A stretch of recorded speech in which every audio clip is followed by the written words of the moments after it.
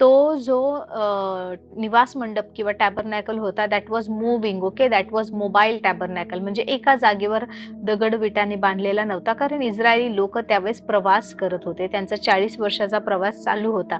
मग त्या प्रवासामध्ये एकाच ठिकाणी ते असं पक्क बांधकाम बांधून चालणार नव्हतं. सो जसं जसं ते जायचे, एका ठिकाणी राहायचे काही दिवस काही महिने, तर त्यावेळेस तो टॅबरनॅकल किंवा तो निवास मंडप त्यांच्या सोबत चालायचा आणि तिथे त्या ठिकाणी परमेश्वर मोशेशी बोलायचा. त्या ठिकाणी देवाचा अग्निदेवाचा गौरव उतरून यायचा. And God use to communicate with them.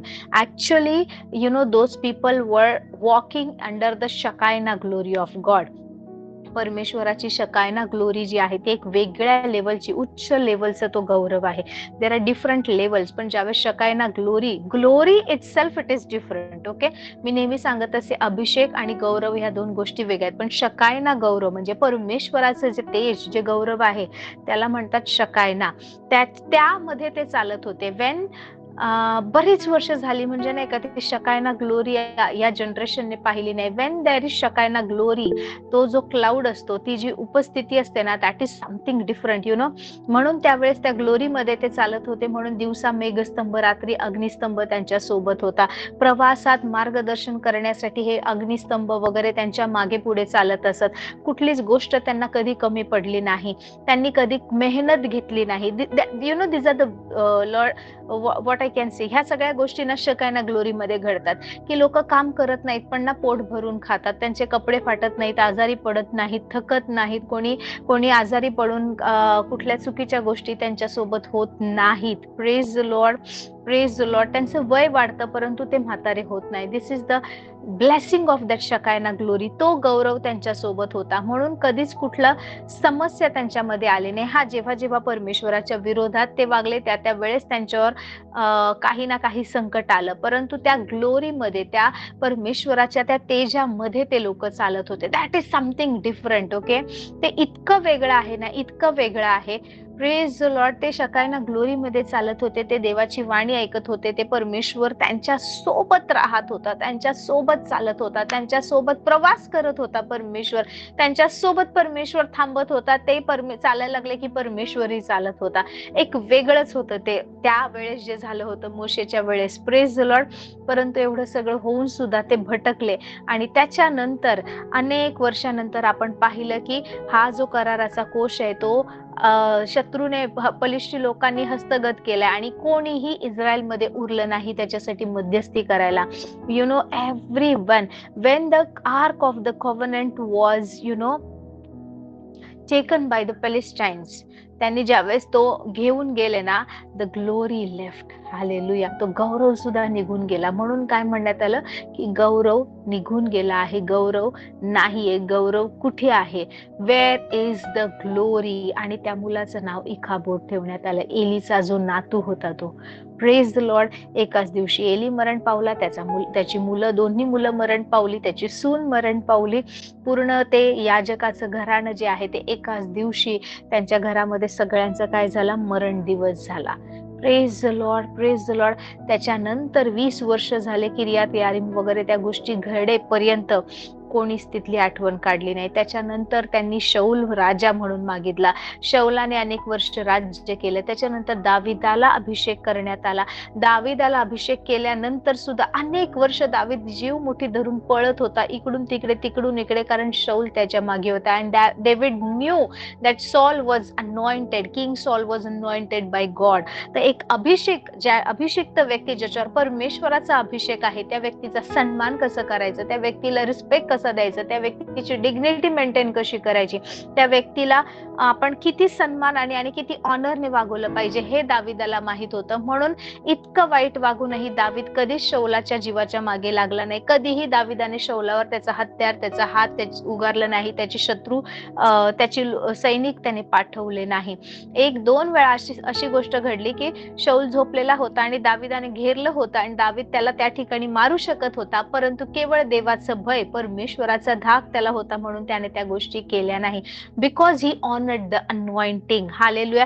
पहा, शौल हा अभिषेक करण्यात आला होता. शमूएलाने अभिषेक केला होता. एक साधारण गाढव चोरीला गेलीये ते शोधण्यासाठी एका प्रोफेटकडे येणारा व्यक्ती शमूएलाला विचारतोय, एक दुसऱ्या देशाहून येतो आणि शमूएल, माझी गाढवं कुठे गेली असतील याच्याबद्दल तुम्ही मला काय सांगा. एक भविष्यवक्त्याकडे येतो आणि माहिती काय विचारतो की माझी गाढवं कोणत्या रस्त्याला गेलीये सांगा.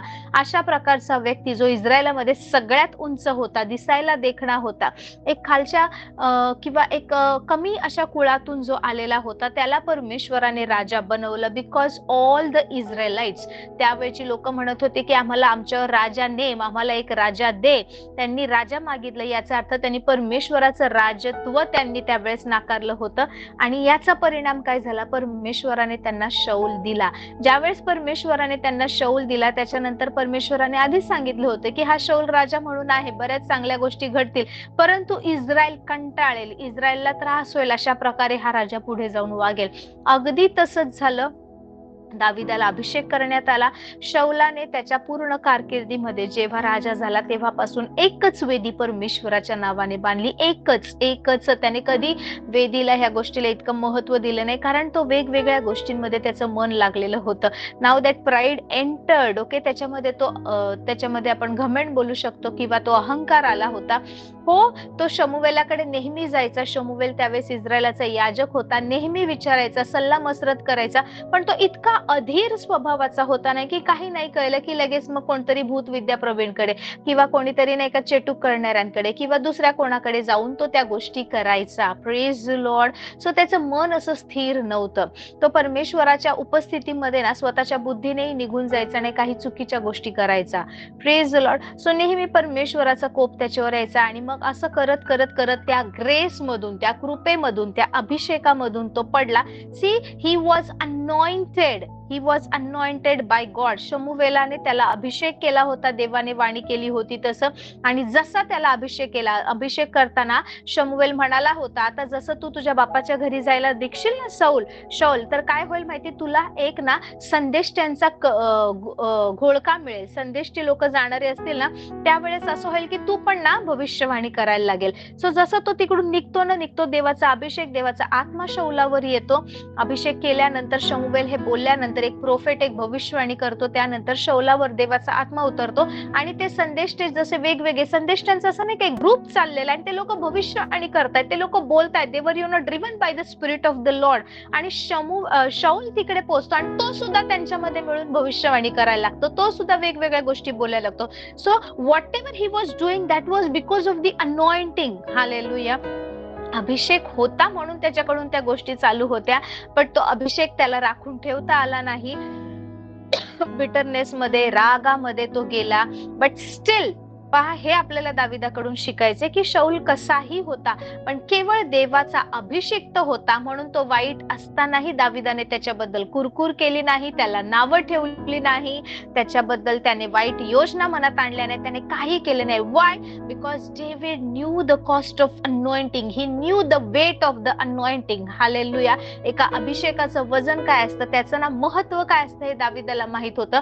म्हणून आज तो व्यक्ती कसाही आहे पण देवाचा अभिषेक तो एके दिवशी होता म्हणून शेवटपर्यंत दावीद त्याचा सन्मान करत राहिला. आणि असं झालं, एक वेळेस ना युद्ध होतं, शेवटचं युद्ध म्हणू शकतो आपण शौलाच्या जीवनातलं. आणि असं झालं की एक सैनिक जो होता, जो दाविदाच्या इथला होता, त्याने काय केलं, त्याने पाहिलं की शौल लढून थकलेला आहे आणि अर्धमेल्या अवस्थेत आहे, तर त्याने जाऊन तलवार उपसून शौलाला मारून टाकलं. आणि तो ही न्यूज घेऊन दाविदाकडे आला पळत. त्याला वाटलं किंग डेव्हिड आता माझ्यावर खूप खुश होईल की मी शौलाला मारून टाकला आहे, जो त्याचा शत्रू होता. शौल दाविदाचा सासरा पण होता. Praise the Lord. पण जसं तो सैनिक येतो पळत आणि सांगतो, असं झालं, मला तुमचे महाराज, मला तुमचा शत्रू शौल राजे अशा अवस्थेत दिसले, तर मी पटकन त्यांना मारून टाकलं, त्यांचं असं केलं. आणि हे ऐकता क्षणी दावीद असं हे होऊन जातो. आणि दावीद म्हणतो की तू हे जे केलंस ना ते चुकीचं आहे. त्यामुळे शौलाला मारणं, त्याला मारल्याबद्दल त्याच्या रक्ताचा जाग तो जो सैनिक आहे, दावीद म्हणतो तुझ्यावर आणि तुझ्या घराण्यावर राहू दे. Praise the Lord. आणि त्या सैनिकालाही दावीद मारून टाकतो, कारण त्याने देवाच्या अभिषिक्ताचा खून केला म्हणून. कोणता अभिषिक्त? जो आज अभिषेकापासून पडलेला आहे, जो आज चुकीच्या मार्गाला लागला आहे, जो आज एका व्यक्तीचा खून करण्यासाठी मागे लागला आहे, जो आज देवाच्या प्रोफेट कडून, संदेशाकडून काही वाणी मिळवण्याऐवजी जगातल्या लोकांकडे जातोय, विचक्राफ्ट करणाऱ्या लोकांकडे जाऊन सल्ला मसलत करतोय. असा व्यक्ती जो एकेकाळी अभिषिक्त होता देवाचा, ज्याला देवाने इस्रायलचा राजा केलं होतं, त्याचा सन्मान सुद्धा करणं दाविदाने थांबवलं नाही. आणि ज्या सैनिकाने त्याला मारलं, दाविदाने लाईक ही सेड, माझे हात मी धुतो, या शौलाच्या रक्ताचा जाप तुझ्यावर आणि तुझ्या घराण्यावर राहू दे, कारण हे तू ना अघोरी, हे वाईट पाप तू केले, जे कृत्य तू केलंय याच्यामध्ये ना सगळं काही तुझी चूक आहे. Praise the Lord. Always respect the man of God. Don't see his life. I'm telling you, जेव्हा पण एखादी व्यक्ती देवाचा सेवक किंवा देवाची सेविका असते किंवा देवाचे निवडलेले लोक असतात, तर त्या लोकांवर चॅलेंजेस येणार, त्यांच्या जीवनात परीक्षा येणार. तुम्ही जितकं जवळ जाल ना, तुम्हाला त्यांच्यामध्ये कमजोरी दिसेल, तुम्हाला त्यांच्यामध्ये दिसेल, अरे हे लोक तरच आहेत, अरे हे लोक तर तसे, अरे हे लोक हे करतात ते करतात, आणि तो रिस्पेक्ट हळूहळू तुमच्यातला कमी व्हायला लागेल. पण मी का सांगते माहिती? कारण जर देवाच्या लोकांना, ज्यांना परमेश्वराने निवडलंय ना, त्यांच्या मागे शत्रू लागणार नाही, तर तो जगातल्या लोकांच्या मागे लागणार आहे का? शत्रू यांच्याच मागे लागणार. जे लोक देवाच्या अभिषेकात उभे राहतात त्यांच्याविषयीच तुम्हाला गोष्टी ऐकायला येणार. बिकॉज डेव्हिल इज व्हेरी कनिंग. हालेलुया. तो इतका लबाड आहे की तो त्याच लोकांची टेस्टिमनी खराब करायला बघतो, त्याच लोकांचं नाव खराब करायला बघतो ज्यांच्या जीवनावर एक महान पाचारण आहे. सो डोंट जज एनीबडी. ओके, कोणाचा न्याय करू नका. परमेश्वराचे जे निवडलेले सेवक, संदेष्टे, लीडर्स, पास्टर्स, रेव्हरंड्स, जे कोणी तुमच्या लाईफ मध्ये त्यांचा सन्मान करा. Just I am telling you, honour them. कोणती शिकवण घ्यायची, कोणती नाही, हे चॉईस तुमचं असलं पाहिजे. सगळेच ते लोक शिकवतायत किंवा काही गोष्टी राईट नसेल तर त्या स्वीकारा असं मी म्हणत नाहीये. Always receive what Holy spirit is leading you. जे पवित्र आत्मा तुम्हाला सांगतो त्याच गोष्टी स्वीकारा, परंतु प्रत्येक देवाच्या व्यक्तीचा सन्मान करा. Praise the Lord, praise the Lord. So आपण ह्या गोष्टी पाहिल्या. आणि इट वॉज किंग डेव्हिड, ज्याचं हृदय परमेश्वराच्या उपस्थितीसाठी खूप तडफडत होतं आणि त्याने कराराचा कोश आणायचं ठरवलं. सो यु नो, अल्टिमेटली इथे काय आहे, इकडे दाविदाने काय केले माहिती? एक अशा प्रकारची परमेश्वराच्या मंदिरात सेवा सुरू केली आहे की जिकडे त्याने देवाच्या मंदिरात, आता ना अंगण पवित्र स्थान, अति पवित्र स्थान नाही, आता परमेश्वराचं स्थान आहे जे पवित्र आहे. Praise the Lord. तिथे द्वारपाळ आहेत, वेदीची सेवा करणारे लोक आहेत, कंटिन्यू 8-8 तासाच्या शिफ्टवर परमेश्वराच्या मंदिरात ना स्तुती आराधना करणारी लोक आहेत, वाद्य वाजवणारी लोक आहेत, आणि या प्रकारची सेवा सुरू झाली. आणि it is called the tabernacle of David. Hallelujah. याला म्हणतात दाविदाचं मंडप किंवा दाविदाने परमेश्वरासाठी बांधलेलं निवासस्थान. Praise the Lord, praise the Lord. So I'll show you one verse. Please read that verse for me.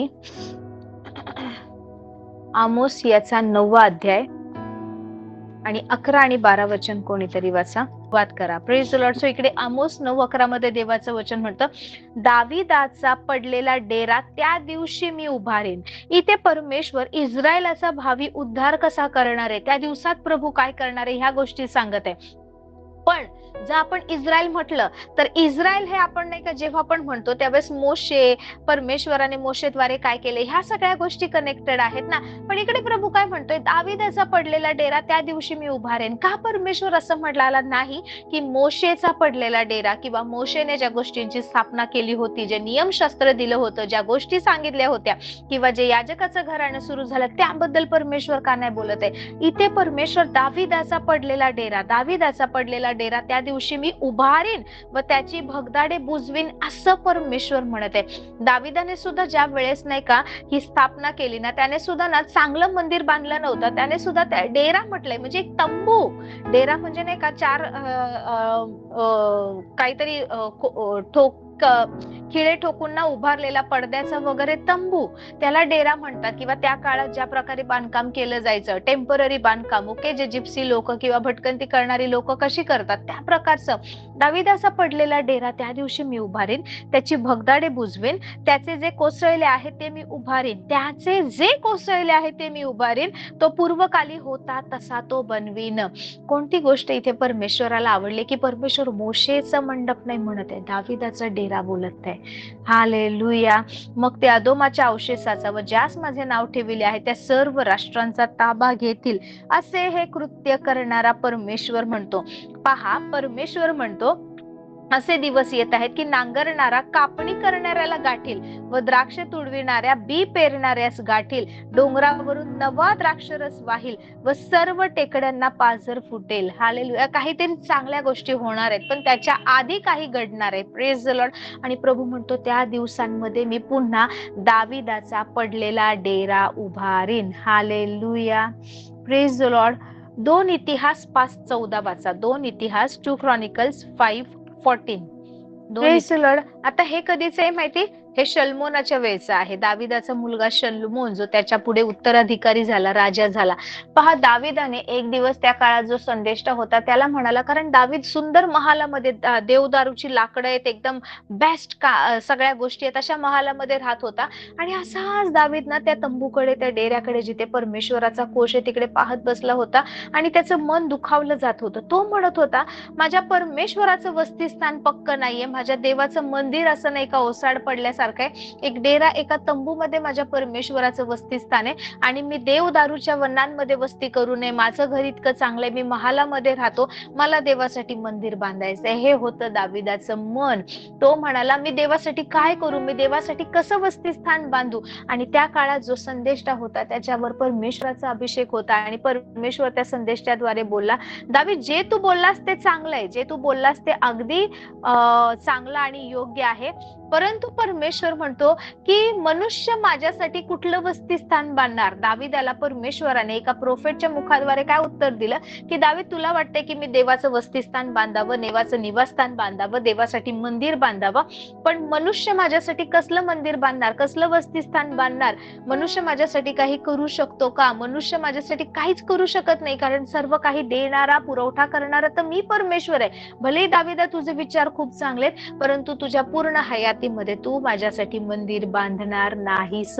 तुझ्या पूर्ण हयातीमध्ये मी डेऱ्यातून, मंडपातून, मंदिरामधून मी असाच राहणार, परंतु तुझ्या नंतर तुझा मुलगा जो आहे तो माझ्यासाठी निवासस्थान, पक्क निवासस्थान, मंदिराची स्थापना करेल. आणि शल्मोनाने ते मंदिर बांधलं. बायबल सांगतं शल्मोनाला ते मंदिर बांधण्यासाठी बरीच वर्ष लागली, बरीच. आणि त्याच्यानंतर, हालेलुया, जस्ट अ मिनिट, शल्मोनाने ते मंदिर बांधल्यानंतर त्याने मंदिराचं समर्पण केलं. कितीतरी त्याने बलिदान अर्पिले. त्याने वेदीवर, त्या मंदिराच्या बाहेरच्या वेदीवर त्याच्यामध्ये कराराचा कोश नेऊन ठेवला आणि तिकडे प्रार्थना केली. बायबल सांगतं की ते मंदिर जे होतं ना ते देवाच्या उपस्थितीने, देवाच्या तेजाने भरून गेलं. त्या मेघामुळे याजकास सेवा चाकरी करण्यास उभे राहावे ना. तिकडे इतकं मंदिर ते सुंदर बांधलं, त्याच्यामध्ये त्याने परमेश्वराचा कराराचा कोश ठेवला, त्याची प्रतिष्ठापना केली, त्याच्यानंतर बलिदान अर्पिलं, परमेश्वराच्या नावाने प्रार्थना केली. आणि शल्मोनाने एक प्रार्थना केली की प्रभू, या ठिकाणी जर तुझी उपस्थिती असेल, जर तुझं निवासस्थान म्हणून तू ह्या ठिकाणाला स्वीकारत आहे, तर एकच कर परमेश्वर, जो कोणी इस्रायली असू दे, परराष्ट्रीय असू दे, कोणीही, जो कोणी ह्या मंदिराकडे येईल, जो कोणी ह्या मंदिरासमोर येईल आणि तुझ्या समोर गुडघे टेकेल, तुझ्याकडे प्रार्थना करेल, त्याच्या प्रार्थनेचं उत्तर दे.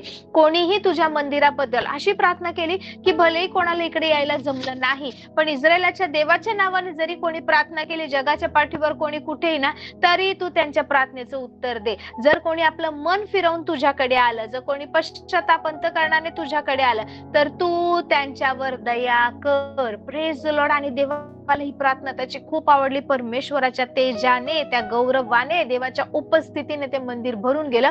ते इतका हेवी अभिषेक होता, इतकं हेवी गौरव उतरलं होतं, इतकं थिक. इट वॉज लाईक सकाळी सकाळी ना खूप जास्त धुकं पडल्यावर कसं समोरचं काहीच दिसत नाही, काहीच नाही, असं वाटतं की एकदम धुरकट सगळं झालंय, काहीच दिसत नाही, असं नाही का. त्या प्रकारचं तेज उतरलं होतं की याजकांना देवाच्या मंदिरात ना जाऊन, आतमध्ये जाऊन सेवा पण करता येईना. Praise the Lord, praise the Lord.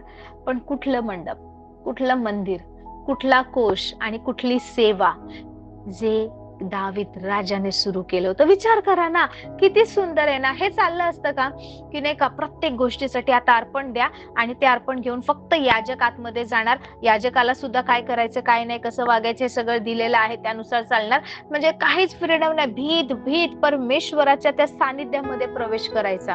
पण दाविदाने काय केलं, दाविदाने ते रिलेशनशिप एस्टॅब्लिश केलं, ते नाते संबंध स्थापलं गेलं त्याच्याद्वारे. आणि त्याने एकच केलं. बायबल सांगते की परमेश्वराला यज्ञ होम हवन यामध्ये संतोष नाहीये. हालेलुया. किती मोठं यज्ञ करताय, किती होम हवन करताय, किती अर्पण देताय, किती प्राण्यांचं रक्त सांडताय, किती बली करताय, काय यामध्ये नाही. हालेलुया. Praise the Lord. त्याला आपल्या ओठांनी दिलेली स्तुती आवडते. सो सगळ्यात हायेस्ट सॅक्रिफाईस काय झालं, प्रेज द लॉर्ड, सगळ्यात उच्च प्रकारचं सॅक्रिफाईस, सगळ्यात उच्च प्रकारचं बलिदान किंवा परमेश्वरासाठी अर्पण काय झालं माहिती, या मुखाने परमेश्वराची केलेली स्तुती आराधना, त्याची बढाई, त्याचा महिमा जे गात होते, हे सगळ्यात उच्च बलिदान आहे. Praise the Lord. But it should come from heart. Hallelujah. Praise the Lord. दाविदाने त्याची स्थापना केली आणि हा आपल्यासाठी नाही का एक असा मार्ग तयार करण्यात आला ना की आज आपण अब्बा बापा हाक मारत त्या ठिकाणी प्रवेश करतो, त्या सिंहासनाजवळ. आपण अंगणात राहून घाबरत प्रभू माफ कर म्हणून रडत नाही. Yes, we do confess our sins. आपण आपले पापांची कबुली करतो, आपण देवासमोर बोलतो, जस्ट टू शो दॅट की परमेश्वर आम्हाला कळते हे आमच्याकडून चुकलंय. पण ऑलरेडी आपल्याला देवाने क्षमा केली आहे. But God loves a repentant heart. Hallelujah. Bible सांगतं पश्चातापी अंतःकरण त्याला आवडतं. भग्न हृदय लोकांच्या सन्निध तो असतो. याचा अर्थ जे तुटलेले अंतःकरणाचे ना त्यांच्या जवळ परमेश्वर असतो. Hallelujah. Praise the Lord. Praise the Lord. Always enter the presence of the Lord with thanksgiving. Thanksgiving, स्तुती, आराधना, आभार, महिमा, रिपेंटन्स, या गोष्टींनी देवाच्या उपस्थितीत जा. हालेलुया. इतका महान परमेश्वर आहे, इतका महान परमेश्वर आहे ना, त्याचं खरं तेज अजून कोणीही पाहिलं नाही, कोणत्या मनुष्याने पाहिलं नाही. कारण कोणीच असं नाही त्याचं तेज पाहून ना जिवंत राहू शकेल. हालेलुया. आणि म्हणून ते पाहू शकत नव्हतं. इट वॉज मोजेस प्रेयर की परमेश्वर मला तुझं मुख पाहायचं आहे. हालेलुया. जो आहे, जो म्हणाला मी आहे, I am, you said I am, but who are you, I want to see your face, and God said you cannot but you can, my glory will pass. माझा गौरव जाईल तेव्हा तू पाहशील. Praise the Lord. He just saw the shifting glory, अशी वाहणारी जाणारी त्याचं गौरव पाहिलं. परंतु येशू ख्रिस्तामध्ये परमेश्वराने ती इच्छा सुद्धा पूर्ण केली. Praise the Lord. Praise the Lord. God is so great. I'm telling you. जर तुम्ही उत्तम आराधक आहात, जर तुम्ही तुमच्या वेदीशी कनेक्टेड आहात, जर रोज तुम्ही तिकडे वेळ घालवताय आणि हळूहळू तो वाढवताय ना, तुम्ही हरवले जाऊ शकणार नाही. प्रत्येक परिस्थितीत तुम्ही टिकून राहाल.